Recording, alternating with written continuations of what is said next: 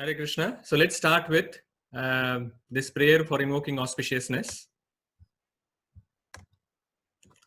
Om Ajnanatimirandhasya Jnananjanashalakaya Chakshurunmritam Yena Tasmai Shri Gurave Namaha Nama Om Vishnupadaya Krishna Prishtaya Bhutale Srimate Bhaktivedanta Swamin Iti Namine Namaste Saraswate Deve Gauravani Pracharine Nirvishesha Shunyavadi Paschat Deshatarine Jai Shri Krishna Chaitanya Prabhu Nityananda Shri Advaita Gadadhar Shivasadi Gaura Bhakta Vrinda Hare Krishna Krishna Krishna Hare Hare Hare Rama Rama Rama Hare Hare. Last two sessions we have been talking about the story of Tataka, Lord Ram killing the demoness Tataka. As you all know, Ram Navami is coming. It's on this Friday, so just 2 days to go. And because of that, we are talking about some pastimes of Lord Ram and trying to learn from his pastimes. So we have seen till now in this story that Sage Vishwamitra has taken Lord Ram and Lakshman from Ayodhya, and he is going towards Siddhashram, where he is going to perform this sacrifice. And he wanted Lord Ram and Lakshmana to protect that sacrifice. But while going on the way, they have come across these two forests called Malada and Karusha. And we saw the stories of those forests. We learned some lessons from them. And then yesterday we were talking about how Tataka became from Yaksha. She was a beautiful Yaksha. And from that, she became a demoness. And we had two lessons from yesterday's session as well. So if anyone wants to recap what lessons we saw. Pundarikaksha Prabhu, your hand went quickly up. Yes, what was the lesson? Yes, Pundarikaksha Prabhu? Yeah, a good place into a bad place. Oh, so Dikshita is saying that the lesson from yesterday was that the anger can convert good place into a bad place. So this wonderful forest of Malada and Karusha, they turned into a desolate, isolated place because of the anger of Tataka. Very good. And what was the other lesson that we saw yesterday?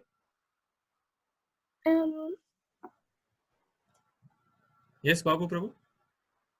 Yeah, you can answer.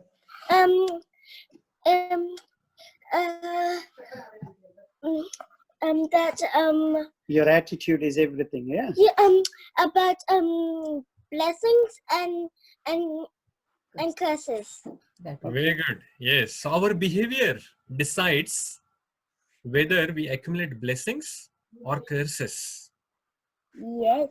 So Tataka, because of her behavior, she actually attracted the curse of sage Agastya. And because of that, she became a very ugly demoness, and she became angry and full of revenge. So we have come to the stage where now they have come to this place, and Lord Ram is thinking about this dilemma that he had. That he had on one side, he understands that he has to protect and respect women. This is the first fight that he is going to have as a Kshatriya. And as part of that, his guru, Vishwamitra, is asking him to kill this demoness, which is finally a woman. And he is asking to not only fight, but kill her. So he understands that he has to protect and respect women. And on the other side, he was supposed to protect the hundreds and thousands of innocent people who are being harassed by her. So Vishwamitra understood this dilemma that is going on in his mind. And hence, he starts speaking. So Sage Vishwamitra explains to Lord Ram that Tataka, though she is a woman, she has no womanly virtues. So woman is a woman because she has womanly virtues. And he explains that she has broken all the dharmic principles. She is actually a nuisance, and she is unnecessarily, without any provocation, she is harassing these innocent people. And not only that, sage Vishwamitra then quotes many stories from the scriptures where the woman had to be killed because of their deeds. And Ramayana, of course, mentions these stories as well. We will not get into those stories for now, and because we want to complete this pastime today. So listen. So then Lord Ram considers all these things. So he considers that Vishwamitra as a guru, he is asking him to kill Tataka. So that was one. Then he remembers that his father, King Dashrath, who's also a saintly person, has asked him to follow all the instructions that he gets from Vishwamitra. And then from the stories and all the scriptural references that Vishwamitra tells him, he understands that yes, killing of such people, even if they are women, that is allowed and it is suggested by the scriptures. So the lesson that we have, that how Lord Ram comes out of this dilemma, is that he uses the he takes the shelter of three authorities. And those three authorities are Guru, Sadhu, and Shastra. So whenever we actually face any such dilemmas, which are either moral dilemmas or the dilemmas which are ethical dilemmas, in that situation, we should actually take shelter of these three. And by taking shelter of these three, Guru, Sadhu, and Shastra, then we can understand then what to do and what not to do. And sometimes it is possible that these three may not get aligned. And at that time, then we have to actually take shelter of more sadhus, and we have to read more shastras, and then of course ultimately listen to what your spiritual master is giving. So that is the first lesson that we have. In case of dilemma, in case of any difficult situation that we face in our day-to-day life as well, there are these three things that we should take shelter of: Guru, Sadhu, and Shastra. Guru means spiritual master, Sadhu means saintly people around us, and Shastra is the scriptures like Bhagavad Gita, Srimad Bhagavatam. And by taking shelter of these scriptures, we know what to do and what not to do. The scriptures are actually sharpening our intelligence. The scriptures are giving us the discrimination. And the discrimination, the word I'm using, not in the negative connotation. Discrimination, here I'm referring to what to do and what not to do. What is right, what is wrong, what is good, what is bad. So that is what discrimination is, a quality of an intelligence, and intelligence gets sharpened through the study of scriptures. Anyway, so based on this, then Lord Ram decides that yes, Tataka should be killed. So at that point in time, till the time he hasn't taken his bow in his hand. So he takes his bow in his hand and he twangs the bowstring. Now Rama's bowstring twang, it is not like ordinary sound. When he twangs his bowstring, it makes a tumultuous sound, a huge sound. And Tataka, wherever she was, she wakes up. Not only she wakes up, she hears from this, she understands that someone has come to my kingdom. So she thinks that this forest is her kingdom. And someone, not only they have come, but they are challenging my authority here. They are calling for me to come forward and fight. And she thinks that, "Kaun hai ye Mai ka lal? Kaun aaya hai ye? Who has the power to come into Tataka's forest?"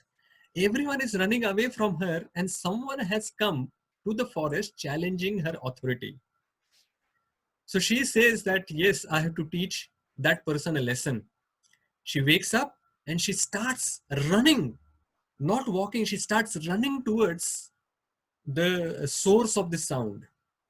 And it is said that she's so huge that when she was running, with every step that she was taking, she was creating a crater in the earth. And the crater was such a big crater that a pond or a lake can get created because of uh, her footsteps. And then when that happens, a huge fight starts. A huge fight. So Tataka comes in front of these three people who are standing in front of her now, Lord Ram, Lakshmana, and this Vishwamitra, sage Vishwamitra. And first thing she comes, without speaking anything, she takes like big trees, big boulders, and starts throwing at them. And Lord Ram, immediately, there is a huge fight that take place there. Lord Ram, without waiting for anything, he's sending hundreds of arrows, and he's shattering down all the boulders, he's shattering down all the trees that which are being thrown, and nothing is coming towards them. Not only that is happening, all the bows are piercing Tataka. But Tataka is very strong. She was very big demoness, and she was having mystical powers as well. So what she was doing, sometimes she was appearing in front, sometimes at the back, sometimes on top, sometimes here, sometimes there. Sometimes she was becoming bigger, smaller, and all of that was happening. And Lord Ram, without actually even blinking his eyes, he's firing arrows everywhere. Wherever he can see, he's sending those arrows. Finally, at one point in time, he decides that this is it. Now she needs to be finished. But he wants to give her one more chance. He's thinking that I don't want to kill her. She's trying to do everything by her hands. I will send these 2 arrows and cut her hands. And then he puts these two special arrows on his bow, and he sends those 2 arrows and cuts the hands of Tataka. Now these huge hands fall down on the ground. And he was having the hope that then this will transform her. She will actually stop fighting. But no, Tataka, without her hands, she still keeps fighting. Because she's a demoness and she has these various spells, mystical spells. She's invoking those spells from the mantras, and still keeps attacking Lord Ram. Vishwamitra understands that though actually I gave all this knowledge to Lord Ram, he's still hesitant in killing Tataka. So he again instructs Lord Ram, saying that this is not the time to play with her. The time for sunset is very close. And when the sunset happens, this demoness, she will get even more power. And then it will be even more difficult to kill her. So don't play with her, kill her. And at that point in time, Lord Ram decides that yes, this is the time. She is not stopping, she is continuing her fight, and she is becoming even more deadly and fierce in fighting. So I have to actually finish her. And then with the special arrow, he shoots that arrow, and actually at that time Tataka has become invisible. But as soon as she screams, using Lord Ram's the special power that he has, just by even not looking, just by hearing the sound, he shoots the arrow, and with that deadly arrow she is killed. So there is a lesson again in this, that God gives us time to transform. He gives us opportunity to improve.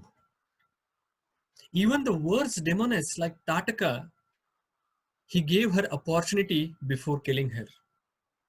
So if the Lord gives the opportunity to even the worst of the demoness, why will he not give us opportunity to improve?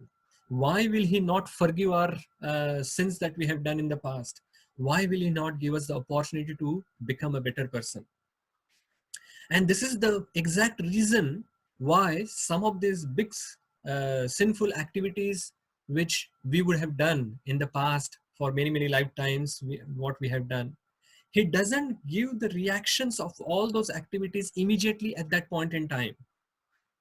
He gives us the time in between.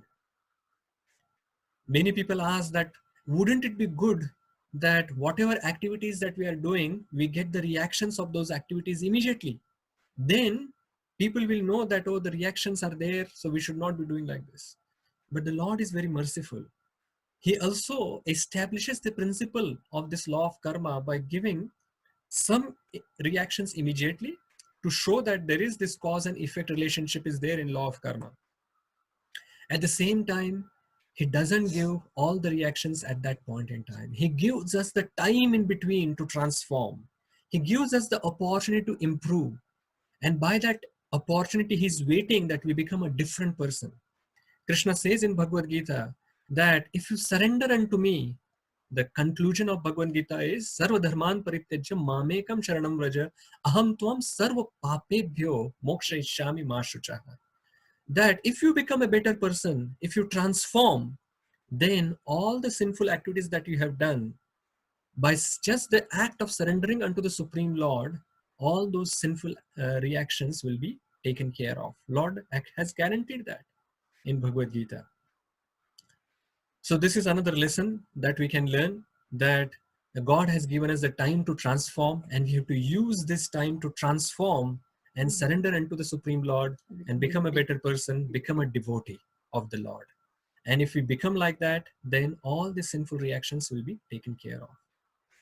So as soon as this Tataka has been killed, Lord Ram, first thing that he does, that he asks for forgiveness.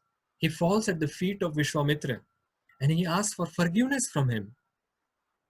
And he says that, please forgive me that I hesitated in following your instructions. Actually, Vishwamitra is very happy with the attitude of Lord Ram. Though, from one perspective, he sees that he hesitated, but he's not looking at that. He's looking at the positive side. He's looking at that not only he's actually following the instructions that I gave, but he's also using the discrimination. He's not just taking action just because somebody has asked him to do. He's taking the decision with discrimination after contemplating on those instructions which his spiritual master has given. Again, there are two lessons that we can learn from this. So first of all, Lord Ram is faultless. It was actually a virtue that he was thinking about and giving an opportunity to Tataka to improve, but he was still identifying his own fault. In the material world, in day-to-day life, we see that we are very quick in finding faults of others, but it is very difficult to find faults in ourselves. So Lord Ram, though he was faultless, he was finding his own fault. So I'm sure people like us can many faults in ourselves. At least 2-3 faults we can easily find, and then we can try to improve on those. I'm not saying that you find the faults and you declare to the world, but at least find the fault and declare to yourself. Understand that you have these faults. You are not faultless. And we can try to then work on those faults to improve. Then from Vishwamitra we can learn, that is another lesson, that he is teaching that though Lord Ram was his disciple and seemingly he was doing this fault of not following his instruction immediately, he was still finding good in him. He did not say when Lord Ram fell at his feet and said that, sorry, I did not follow your instruction and I was hesitating. He said, yes, you are right. You shouldn't be doing like this. He started finding good in him. He said that, I like your discrimination and the way that you contemplated on the instruction and then you acted on it. So these are some of the lessons that we can learn from this. So Vishwamitra was very pleased with Lord Rama's attitude like this.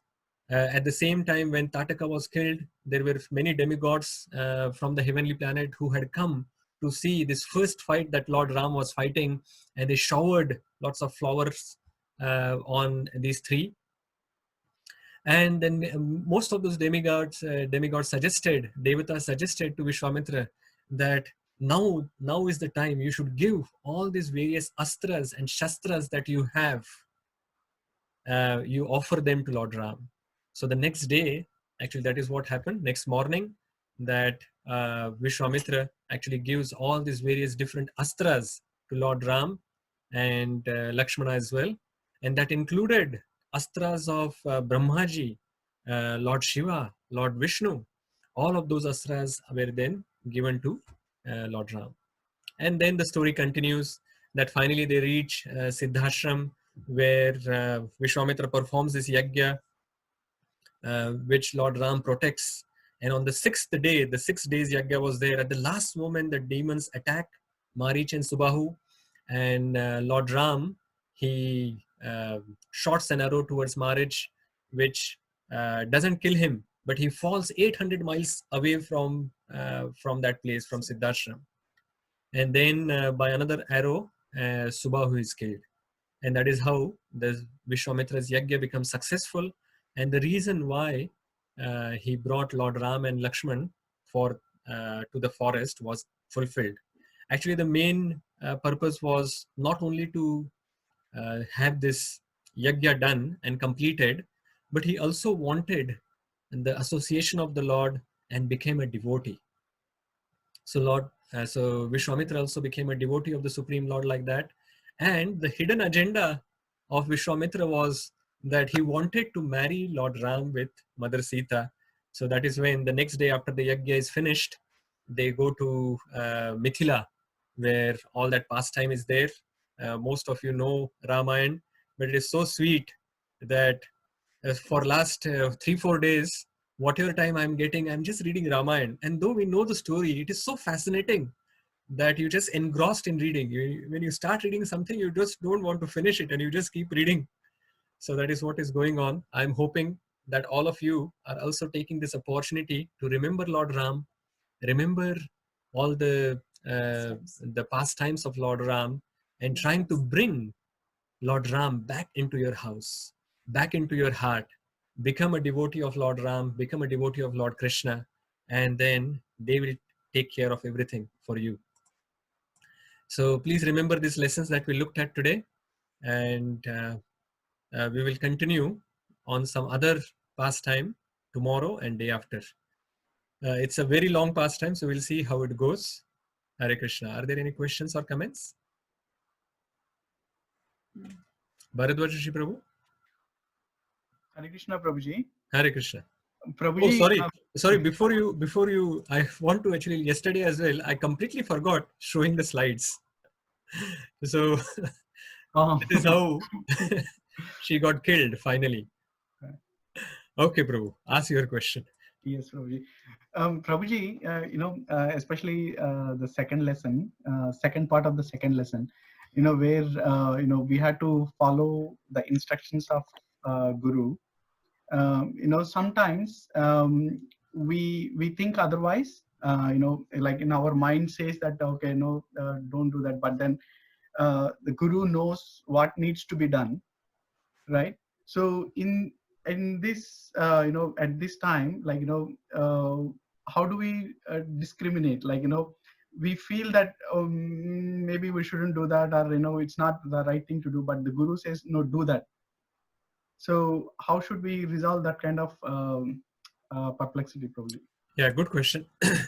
So I think the first thing that we should do is, if we are having some doubt about the instruction that has been given by the spiritual master, we should seek clarification. And seeking clarification doesn't mean that we are challenging the instruction. It all depends on the mood in which you ask various questions or ask clarifications.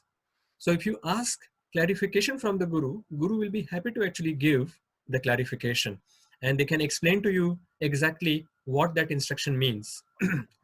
Even after that, if it is not easy for you to follow the instruction, you can then talk to some other senior disciples or your senior God family.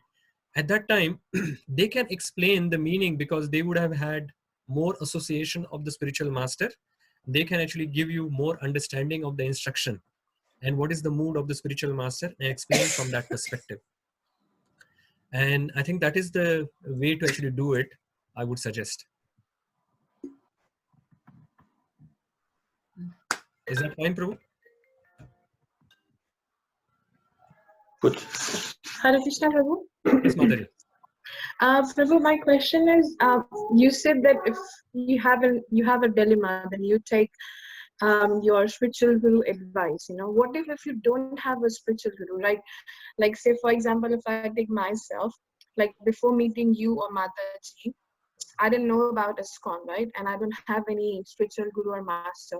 Every time when you have any confusion, all you know is that you go to your parents and ask them. But sometimes you have clashes, because the way we think and the way they think, sometimes we think they're really overreacting on the situation. Yes. So, we don't want to follow them. So in that particular scenario, the person who doesn't have a spiritual master, how they can actually come across with the situation if something happens.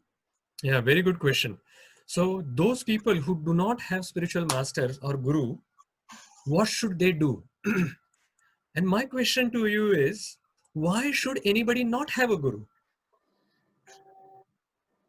So that is the problem that we have. So when our parents or whoever, they are sending us to schools, to the material school for getting material education, they are doing one side of the duty by sending us to the education center or schools for getting the material knowledge. All the parents have this responsibility as well to give the spiritual knowledge to our children. Unfortunately, over a period of time, this has been now lost, and we should try to re-establish that principle. Whatever has happened, finally you have now come to a place where you have some spiritual guidance available. But you should make sure that your children gets this spiritual knowledge from beginning, and which I can see that you both are already doing for Gaurangi. So it's very good. So my point is that any small thing that we learn in the material world, we have a guru. And if you want to actually become perfect in a particular skill, we require, even I generally give this example of running, something simple as running. But the people who want to run in Olympics, they also have a guru, even to teach them how to learn running. So even some basic thing as running requires a guru to perfect. Why will we not require a guru for our spiritual progress? The main problem that we have is our entire, in Kali Yuga especially, our focus has gone away from spirituality, and we are completely focused on material things. And as soon as we turn towards Krishna, we will immediately understand that we require someone to help us progressing in our spiritual life as well. And that is when the spiritual life begins. Athato Brahma Jigyasa. In the beginning, when we have this curiosity that what we need to actually make some progress on spirituality, and then suddenly we feel the requirement or a need for a guru, and at that point we should seek uh, seek shelter of a spiritual guru. Prabhu, I have another question because it's actually related to the same question that I asked. But the thing is that before coming to here to New Zealand, I've actually, you know that I'm from Jammu and Kashmir, right? Yes, So people are so much. There are people who are so much into religious that it's very hard to believe on a spiritual master when you have a lot of fake people around your community. Say, for example, I don't want to take name, but you know that how people believing in sadhus and then they are guiding you something else, sure. they're taking So you what is the somewhere question? else. The question is then it's hard to believe like who you follow, Yes, because sometimes you try and follow a person and then it just goes into a wrong way and then sure, you sure. say, I oh my understood. god. Understood the Yeah, question. so then people just actually have no faith or interest in all these things. What they say is that I'm fine, मैं मंदिर जाती हूँ, I'm okay with it. That's what my parents used to say all the time, because वो जब ये सब देखते हैं, so they'll just come and say, no, no, no, we don't need any spiritual master, Sure, we okay. I We understood. reading books, going to temple is enough. So what you can do in that case? Yes. So I'll give you an example that when we go to a doctor, and sometimes we don't get a good doctor, we get a fraud doctor, and we take their medicine and we don't get cured. But when next time, when our diseases happen, we get some disease, At that time, do we say that, oh, last time I've got a fraud doctor, so I will not go to any other doctor? So this time, the next time what happens is, we will definitely go to a doctor next time as well when we get some disease. But we will go and try to find out whether this doctor is better, because we have been cheated before. We don't want to get cheated again. So we will see that whether this doctor is a genuine doctor or not. Has he studied medicine? Does he have a degree? Are there any other people around who have been to this doctor and has got benefited? And many students before in this parampara, or in this who are taking the medicines like this, have they been cured before? And based on that, then we decide that yes, probably this doctor, I should take medicine now. I will not get cheated. So similarly, we have to actually do when we are looking for a spiritual master. Yes, I agree to you that there are many people who are defrauding people, because there is, when you have followers, they will worship you. Not only they will worship you, they will give you all their wealth as well. And this is very attractive to the people who want to just defraud. And that is why we have to be very, very careful when selecting a spiritual master. And that is why we have the journey of self-discovery sessions, where we are trying to explain from Bhagavad Gita what Krishna is saying, who we should choose as a spiritual master. So he's very clear that he's saying that this message has to come into a disciplic succession. So we have to select someone who is coming from a bona fide disciplic succession. And the other thing is, he should be Acharya. So we should be carefully watching. So that is not possible without some association, of course. So we have to associate in a way that we can observe whether this person is following all the things that he's speaking, whether he has realized the conclusions or the theoretical knowledge that he's speaking by implementing in his own life or not. Has he perfected his life? If he's talking about personalism, is he personal in his dealings? Otherwise, he will become impersonal with dealings, and he's preaching the principle of personalism. So all of these things that we have to understand, we have to experience. And then when we get the inspiration that yes, this person is pure, this person can take me back to Godhead. And I have seen that many people who have taken shelter of this person have transformed their life, and they have become a better person than what they were before. And I can see the students in this parampara that they have also become self-realized, and they have gone back to Godhead. And then that gives us the faith that not only this person is perfect, the process that the person is giving is perfect, because both of them have shown the results. I think that is what we should try to do. We should not get discouraged because there are fraudsters around.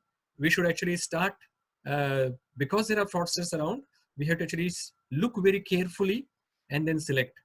Whenever we go for some simple shopping as well in the shops, it is not that we just buy something. Even if you're wanting to buy some kurta or whatever, you will actually look very carefully that whether this kurta is having good quality fabric, whether it is stitched properly, and whether the price is fine. All of that, we actually look at that, and then you buy. So this is very simple. So spiritual master is a very important decision in our life.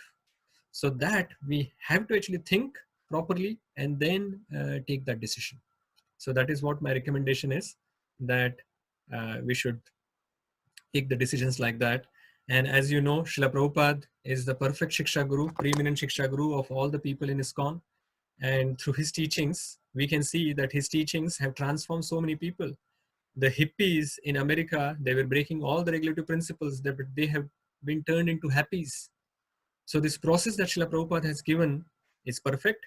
And his disciples who are practicing this process for now more than 40-50 years, We can see from their life stories as well that how they have transformed their life by application, and we can see that they have purified themselves.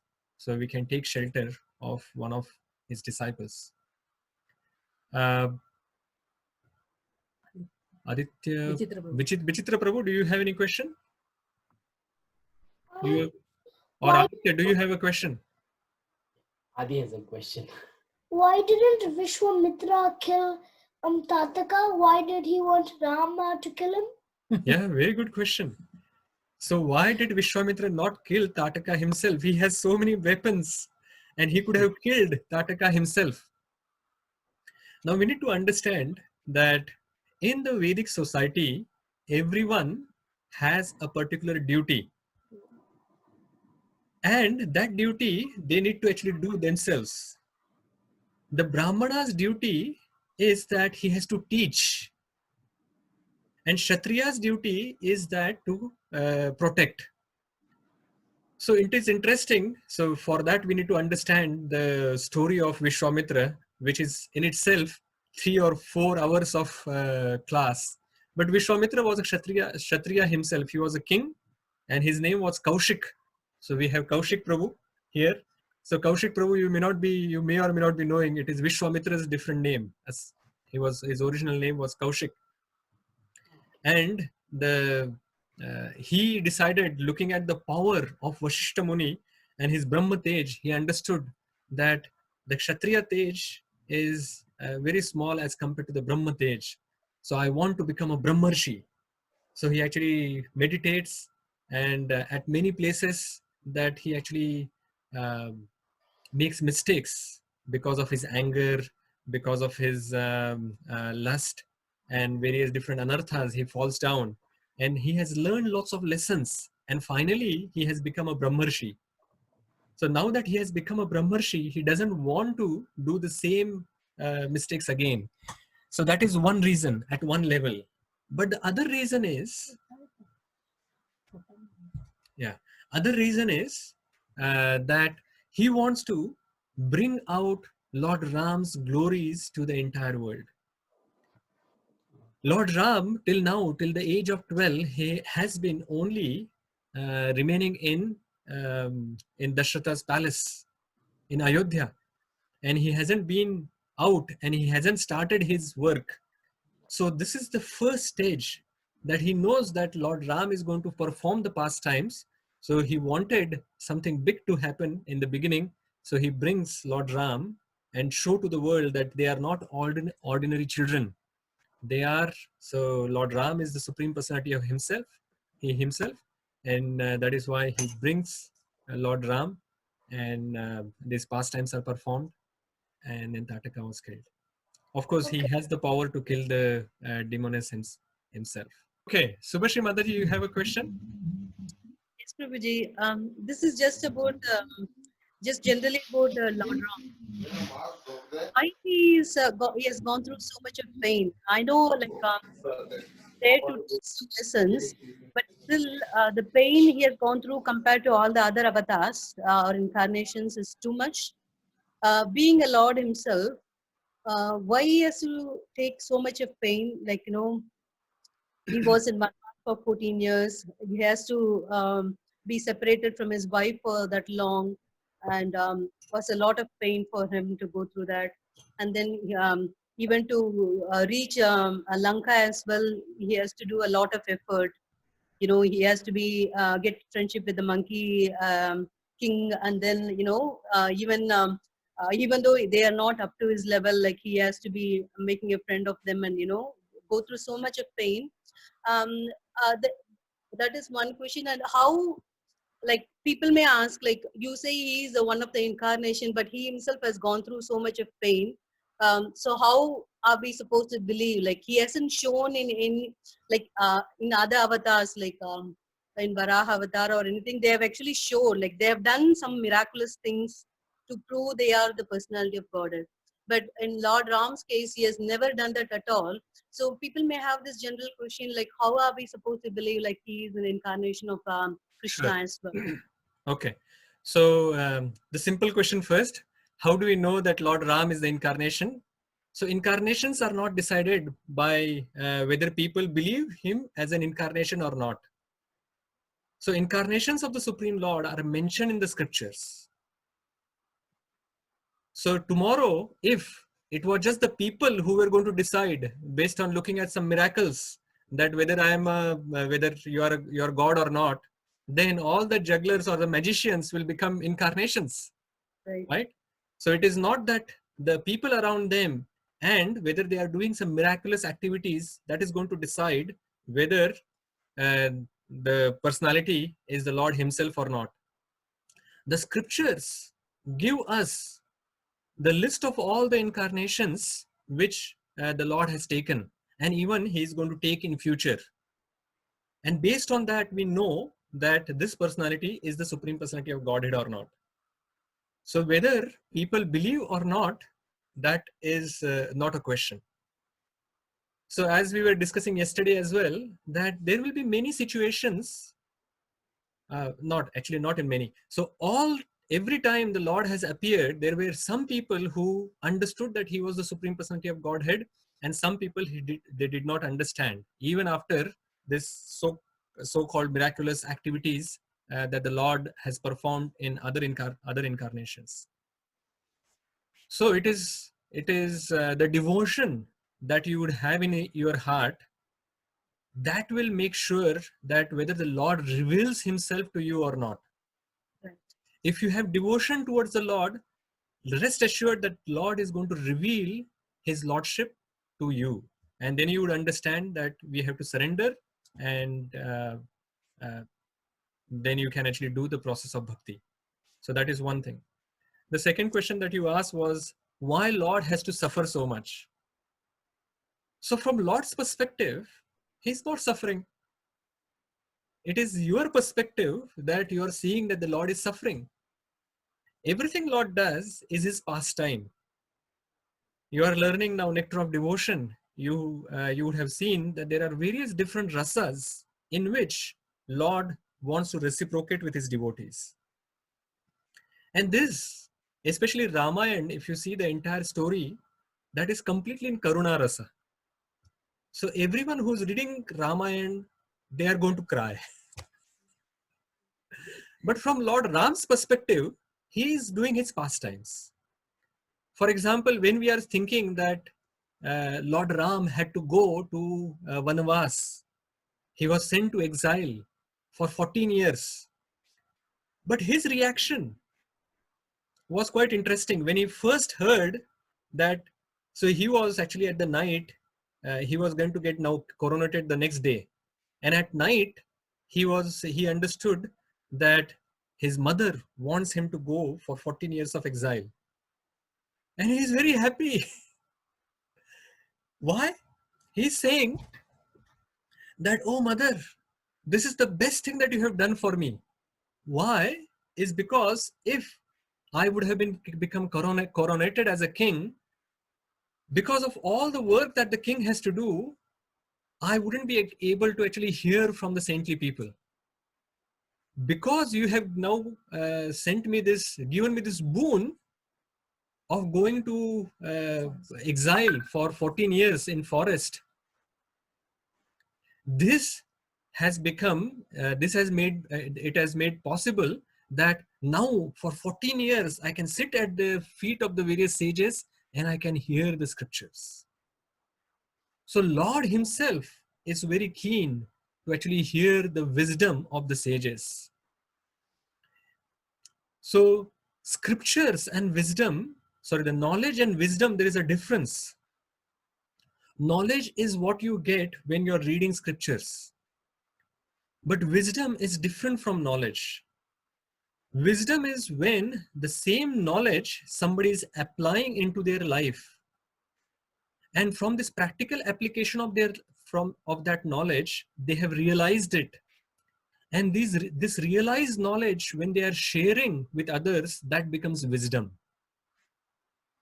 So this wisdom, even the Lord wants to hear from the sages.